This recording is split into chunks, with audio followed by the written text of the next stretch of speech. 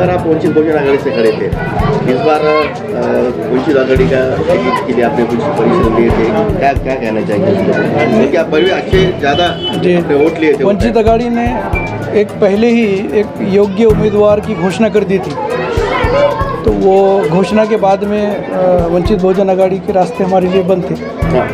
अगर हमको अगर बुलाया जाता और पूछा जाता तो हम वंचित से लड़ने की बिल्कुल हामी भरते जी। और इसके अलावा वंचित बहुजन आघाड़ी ने पिछले 5 साल में, जो मैं जिस समाज से आता हूँ, उस समाज के मसलों में, उस समाज के दुख सुख में कुछ साथ ऐसा कुछ ख़ास दिया नहीं। एक दो प्रेस कॉन्फ्रेंस और बस 1-2 प्रेस नोट। हम ये एक्सपेक्ट कर रहे थे कि हमारा जो वंचित समाज है वो हमारे दुख सुख में रास्ते पे हमारे साथ में आए। अगर डॉक्टर बाबा साहेब अम्बेडकर को अगर कोई कुछ बोलता भी है तो हम रास्ते पे आ जाते हैं। हमारे नबी की शान में गुस्ताखी हुई और उस शान में गुस्ताखी के ख़िलाफ़ में चाहिए ये था कि सभी समाज के लोगों ने बाहर आना चाहिए था। जिन प्रेषित को दुनिया के लिए रहमत बना के भेजा है, दुनिया की दूसरी सबसे बड़ी आबादी, उस आबादी के लोगों के दिल को ठेस पहुंचाई गई और उस ठेस पहुंचाने के प्रोसेस में आपने लोगों के लिए कुछ आवाज़ नहीं उठाई। तो ये समाज के सामने जाना और समाज को ये बोलना कि उनको वोट करो बहुत मुश्किल होता। अगला सवाल ये है कि अभी मुस्लिम वोट है आपके पीछे, तो सिर्फ मुस्लिम वोट के ऊपर आप कैसे चुन के आ सकते हैं? नहीं, ये देखिए, मैं आपको ये मालूम होना चाहिए कि मैं कृषि उद्योजक हूँ। तो मेरा नाता पहले शेतकरी से शुरू होता है और मैं मुस्लिम समाज से हूँ और मुझे गर्व है। मेरा मुस्लिम समाज धीरे धीरे मेरी ताकत बढ़ा रहा है, मेरे साथ में आ रहा है। मगर मैं आपके माध्यम से ये बताना चाहता हूँ कि मेरे साथ में दूसरे समाज के भी लोग हैं, जैसे कि शेड्यूल कास्ट और शेड्यूल ट्राइब के भी लोग हैं। उसके बाद में मेरे साथ में ओबीसी समाज के भी लोग हैं। मेरे साथ में जो मेरे दोस्त हैं मराठा समाज के, वो भी लोग हैं। और सभी, ये जात धर्म की लड़ाई है नहीं, ये हम विधानसभा लड़ रहे हैं। भले ही मैं आवाज़ उठाकर मेरे समाज के लिए ज़ोर से बात करूं, तो वो ज़ोर से बात करना मेरे समाज के लिए कोई गुनाह नहीं है, क्योंकि मैं जिस समाज से आता हूं उस समाज के लिए बात करना मेरा दायित्व है, फ़र्ज़ है। मगर इसके साथ साथ हम परभनी के विकास की राजनीति कर रहे हैं। आप अगर मेरा एक ये पॉम्पलेट देखेंगे, घोषणा पत्र, मैनिफेस्टो देखेंगे, घोषणा पत्र देखेंगे, तो उसमें हमने 30 मुद्दे हमने लिए हैं परभनी के विकास के लिए।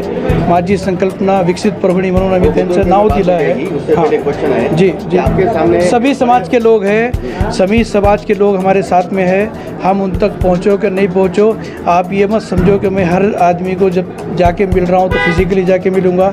हम टेक्नोलॉजी के ज़माने में है, हम आधुनिक टेक्निक यूज़ कर रहे हैं, हम लोगों तक पहुंचने की ज़्यादा से ज़्यादा कोशिश कर रहे हैं। 20 तारीख को आप लोगों को पता चलेगा कि हम अगर किसी को भी परभनी में विचारधारा चेंज करनी है, यहाँ पर विकास की राजनीति करनी है, तो उनके लिए एक विकल्प खुला है।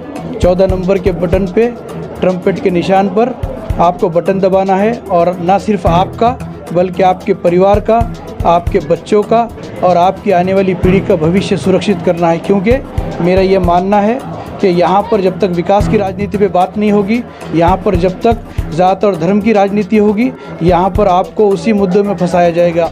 और पिछला भी विधानसभा देखिए आप, और ये विधानसभा भी देखिए, जब से हमने यहाँ पर लड़ना शुरू किया, ना खान हुआ ना बान हुआ, यहाँ पर विकास की राजनीति। हाँ, पैसों की राजनीति ख़त्म नहीं हो रही है, उसको धीरे धीरे ख़त्म होना चाहिए। जो इलेक्शन से पहले अभी जो मामले हुए, किसी को बिठाया गया, किसी को डराया गया, किसी का एबी फॉर्म डुप्लीकेट निकला, किसी का सब चीज़ें निकला। तो मैं ये चाहता हूँ कि ये पैसों की राजनीति बंद हो।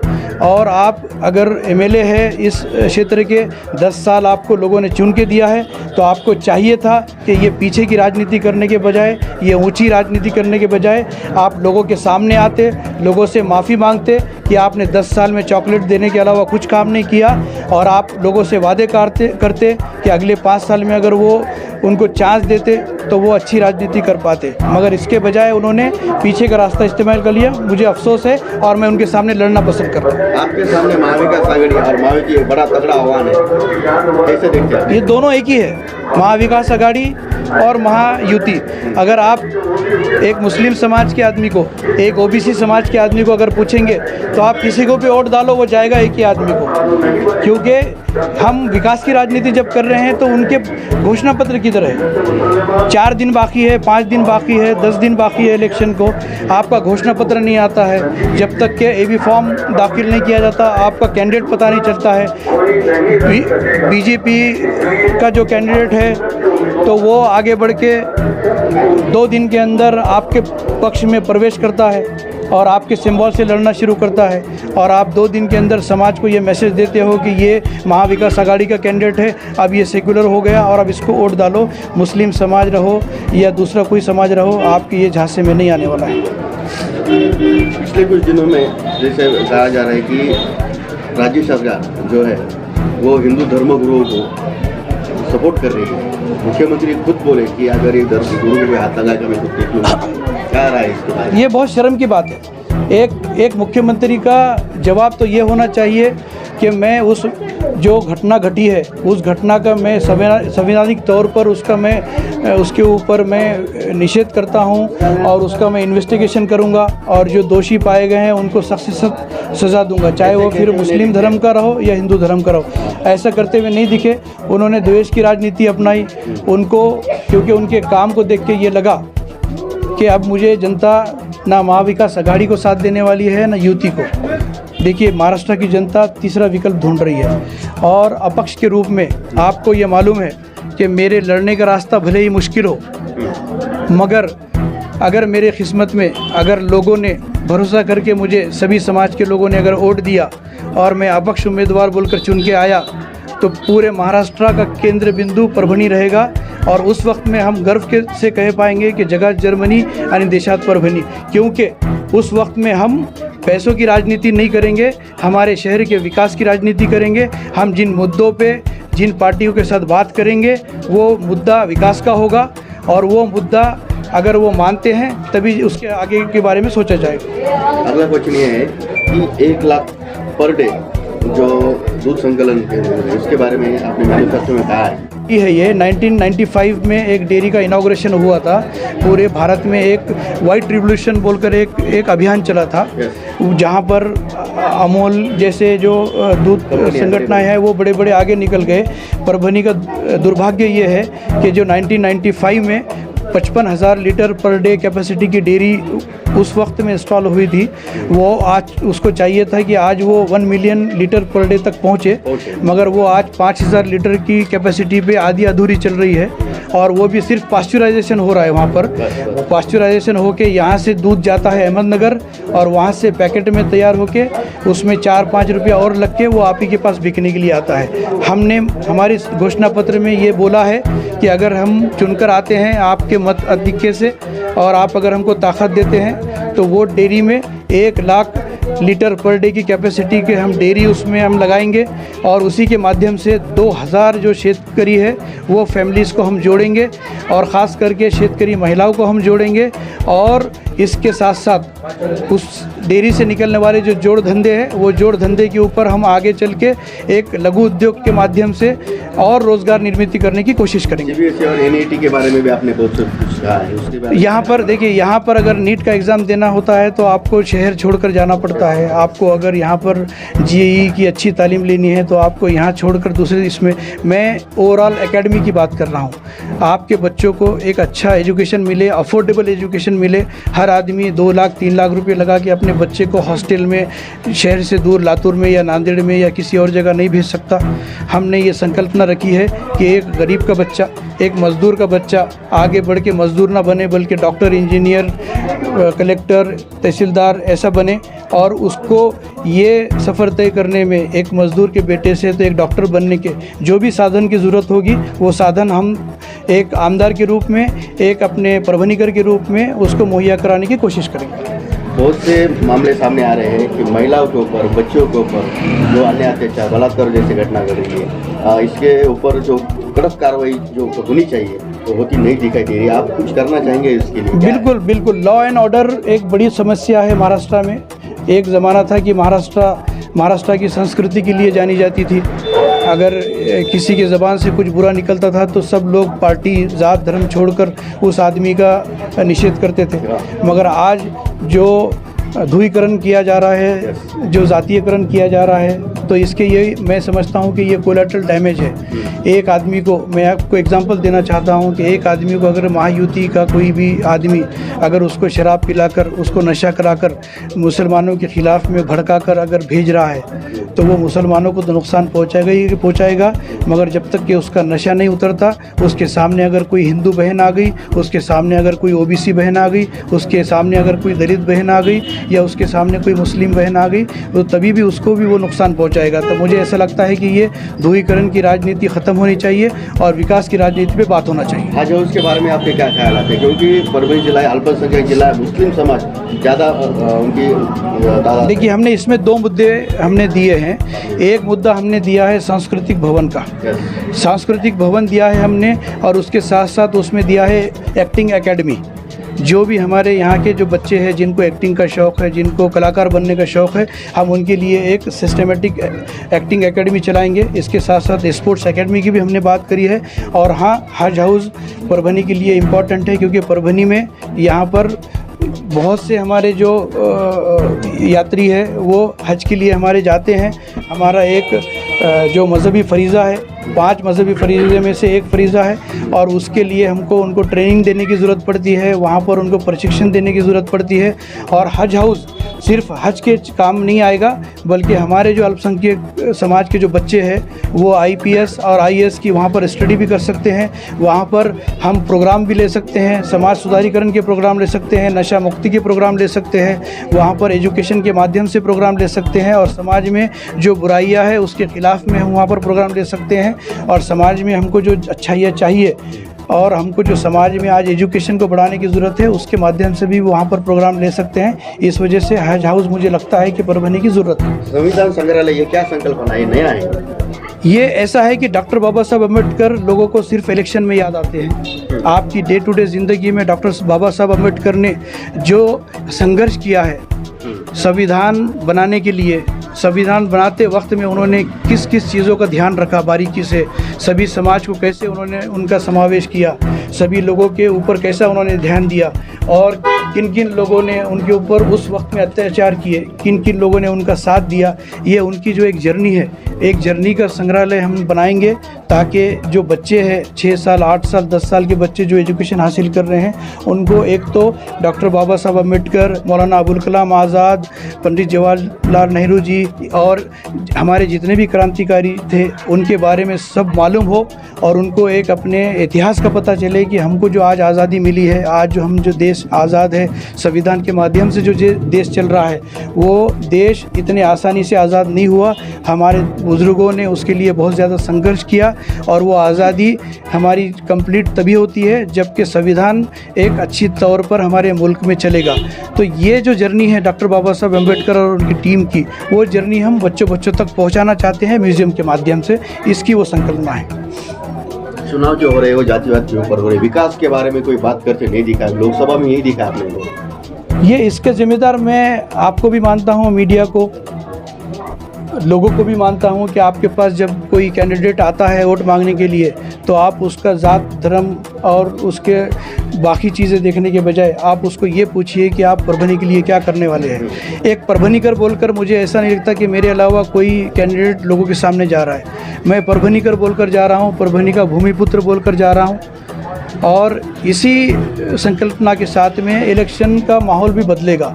जो लोग आज राजनीति, जो जात और पात की राजनीति से थक गए हैं, वो आज नहीं तो कल ज़रूर आवाज़ उठाएंगे और लोगों के सामने ये आवाज़ रखेंगे।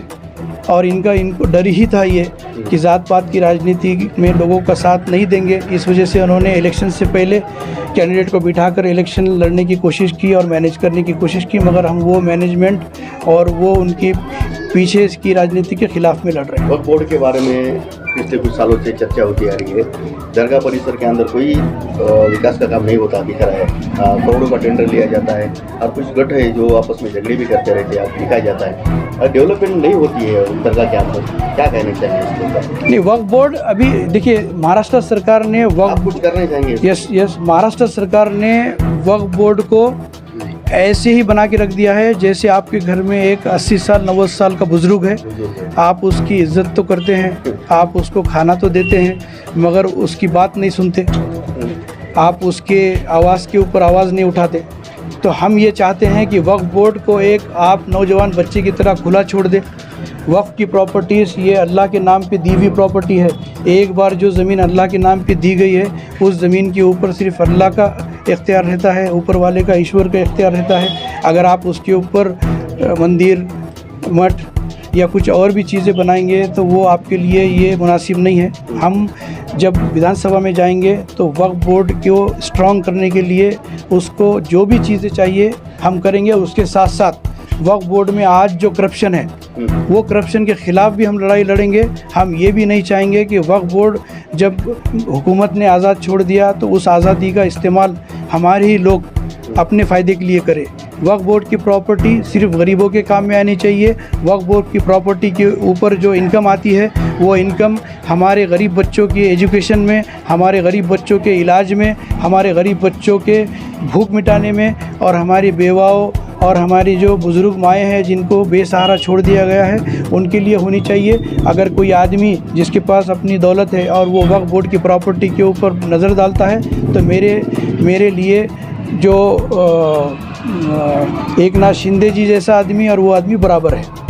शहर में बढ़ती बेरोजगारी और उसकी वजह से आ रही है जो गुनहगारी है, आप देखते हैं कि ज़्यादातर पे दार रोड हो गया, दरगाह रोड हो गया, बहुत सी गुनहगारियाँ बढ़ रही है। शहर के अंदर ये 2 रोड नहीं है, सब तरह भी पानपट्टी में इंजेक्शन मिल रहे हैं, जर्रस राजू मिल रहा है, गोलियाँ मार रहे हैं। तो गुनहगारी का टक्का जो कम होना चाहिए। देखिए, ये गुनहगारी के जिम्मेदार कौन है इसके लिए? गुनहगारी के जिम्मेदार तो समाज है, समाज के जो बड़े लोग हैं और पॉलिटिशियंस भी है। अगर परभनी में इंडस्ट्रीज़ आएगी, उद्योग निर्मित होगी, तो परभनी में लोगों को काम मिलेगा।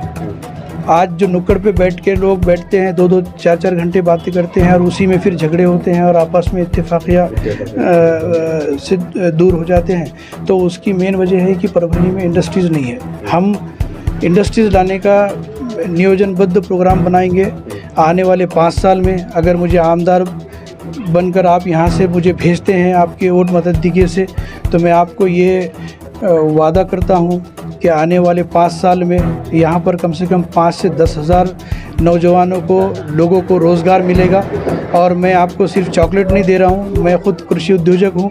मुझे मालूम है कि यहाँ पर इंडस्ट्रीज़ कौन सी आ सकती है, यहाँ पर कौन सी इंडस्ट्री का निवेश आने के बाद वो नुकसान में नहीं जाएगा, यहाँ पर कौन सी इंडस्ट्री के आने के बाद में रोज़गार बढ़ेगा, यहाँ पर कौन सी इंडस्ट्री आने के बाद में कच्चा माल लगेगा, यहाँ पर परभनी ज़िले में कौन सा कच्चा माल उपलब्ध है और कौन सा कच्चा माल शेतकरियों के माध्यम से हम अच्छे दामों में ख़रीद सकते हैं। तो ये सब एक दूसरे से जुड़ी हुई चीज़ें हैं। मेरा ये मानना है कि परभनी में जब तक उद्योग निर्मित नहीं होगी, हम लोग जात पात की राजनीति में दबे रहेंगे।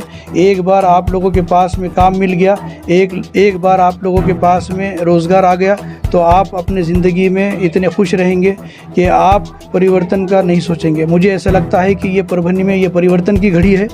अगर ये परिवर्तन अगर होगा तो यहाँ पर इंडस्ट्रीज़ आएंगी, रोज़गार निर्मित होगा और नशे और जो क्राइम है ये बेरोज़गारी से रिलेटेड है। अगर एक बच्चा घर में दिन भर बैठेगा बगैर काम के, तो उसके दिमाग में कुछ ना कुछ ऐसी चीज़ें आएगी एक जो बाहर आके वो निकलेगी। अगर एक बच्चा वही काम पे लगा रहेगा तो वो 8 घंटे काम करेगा, 2-3 घंटे अपने परिवार में बिताएगा और थक हार के सो जाएगा और फिर दूसरे दिन फ्रेश होकर फिर काम पे जाएगा। मुझे ऐसा लगता है कि परभनी कर के लिए ये बात आज बहुत ज़रूरी है। इस बार इस इलेक्शन में मैं आप तक पहुंचूं या नहीं पहुंचूं, हो सकता है कि मैं अकेला हूं, अपक्ष हूं, आप तक नहीं पहुंच पाऊंगा, मगर वीडियो के माध्यम से, संकल्पना के माध्यम से, मेरे प्रचारक के माध्यम से अगर मेरी संकल्पना आप तक पहुंचती है, तो मेरा आप लोगों से ये निवेदन है कि जात धर्म अपने घर में छोड़कर जाइए और आने वाले 20 तारीख को 14 नंबर के बटन पर, ट्रम्पेट के निशान पर बटन दबाते टाइम में अपने आप को ये समाधानी मानिए कि ये बटन सिर्फ विकास के लिए दब रहा है, और ये बटन जब दबेगा तो आने वाले दिनों में ना सिर्फ आपके लिए बल्कि आपके बच्चों के लिए उज्जवल भविष्य लेकर आएगा।